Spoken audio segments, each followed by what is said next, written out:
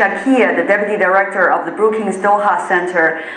Mr. Sharqieh, after hearing what Ms. He had to say about that complicated process to democracy in Egypt, what is your opinion? How complicated is it, particularly 1 year since the revolution began? Well, the process actually it's very complicated because we have to keep in mind that this is a transition from a dictatorship to a democracy and a pluralistic society. This is going to take some time. Transitions are known all over the world that are not ideal, they're not smooth, they're not easy. Transitions are complicated and messy.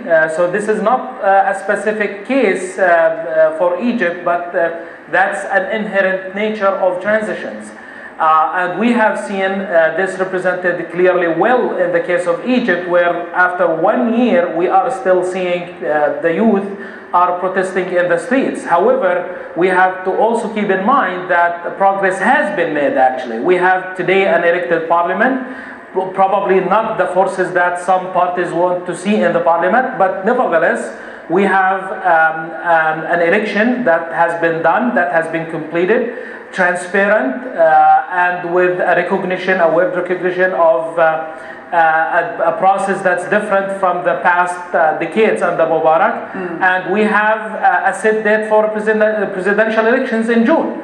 So this is a progress. We have seen also political parties being formed over the past year, but we have to be patient and we have to expect that this transition is complicated and it's difficult, and to be prepared for it. All right. I think people are prepared for the difficulties, but not that huge amount of difficulties and challenges when it began the revolution. On the other hand, Mr. Sharqieh, what do you think about the role of the protesters now still in the Tahrir Square? Are their actions really likely to speed this, what they call the transition from the military authorities to a government that is likely to be elected by the people through a democratic process?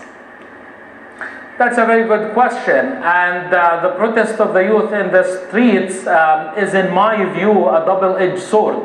Meaning that it shows on one hand that the pressure is still on the military council to expedite the process and to be transparent about the transition to a civilian rule in Egypt, because this should not give the comfort of for the military council is to take advantage of the situation and stay forever there. So we have seen this pressure that in a way pressured the military councils to declare a presidential election date in June.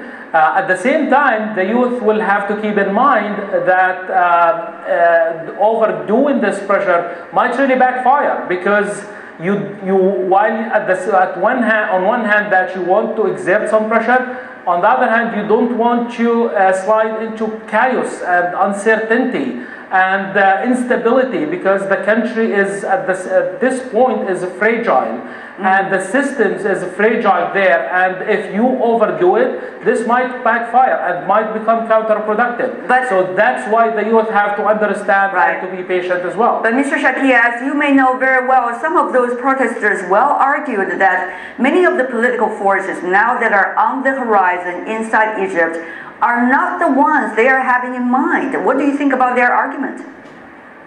Well, this is a transparent process, and yes, I mean, this is the first election. Not everyone has been prepared for it. There are some parties that they are prepared more than others, and in particular, the Muslim Brotherhood, where they have proved to be very well organized in this, and you can't really blame them for being organized and being prepared.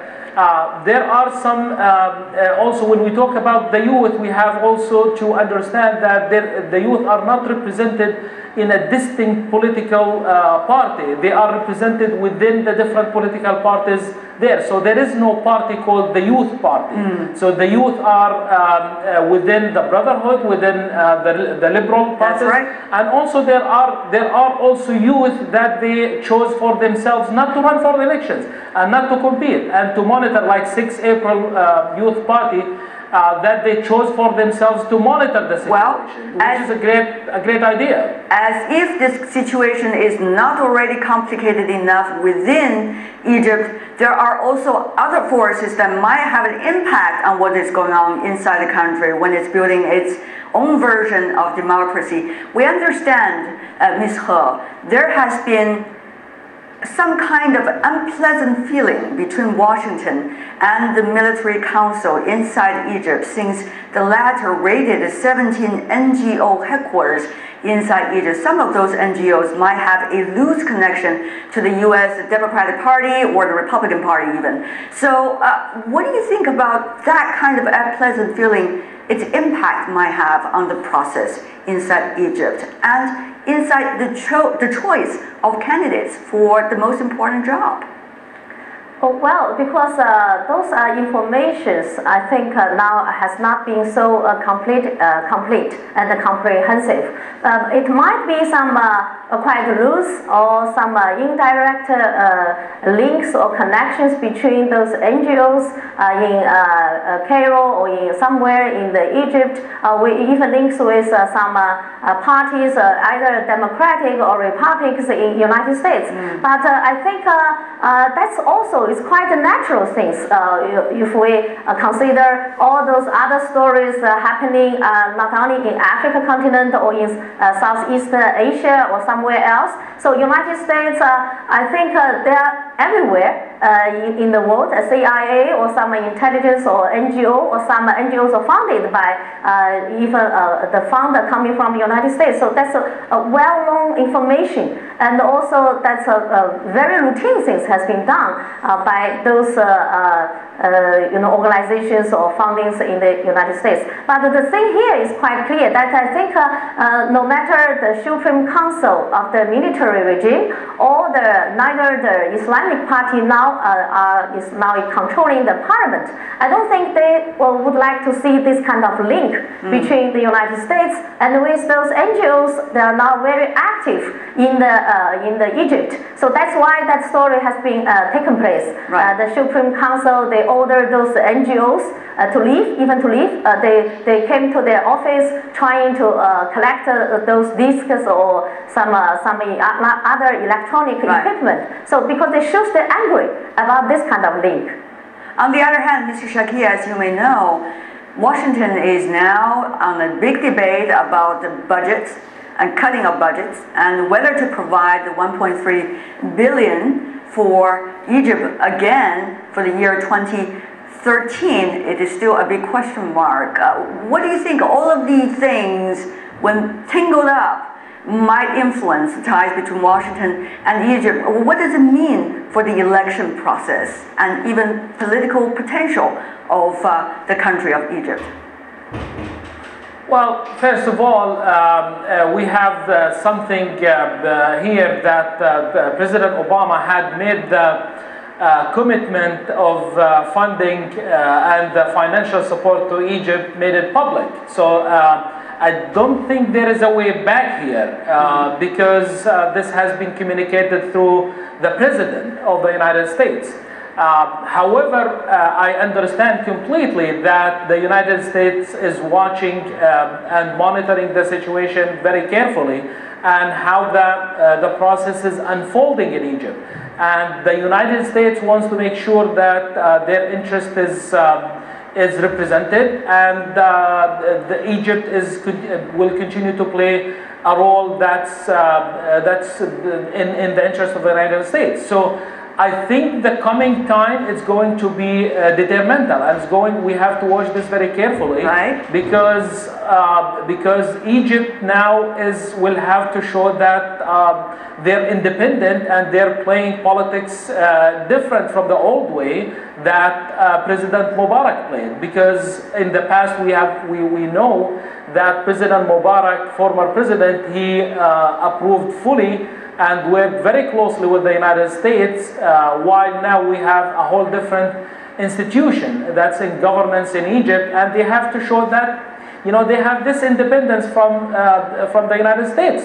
And this is a real test actually for both parties, for the governing party in Egypt to show the independence that former President Mubarak failed to show. And on the other hand, it's a test for the United States as how tolerant the United States would be with democratic practices, because this is a governing institution that's democratically elected and should be representing the voices of the Egyptian people, not the interest of necessarily the interest of the United States. Well, certainly the importance is there, but what is your thought here, Ms. He, when you have being an observer from outside?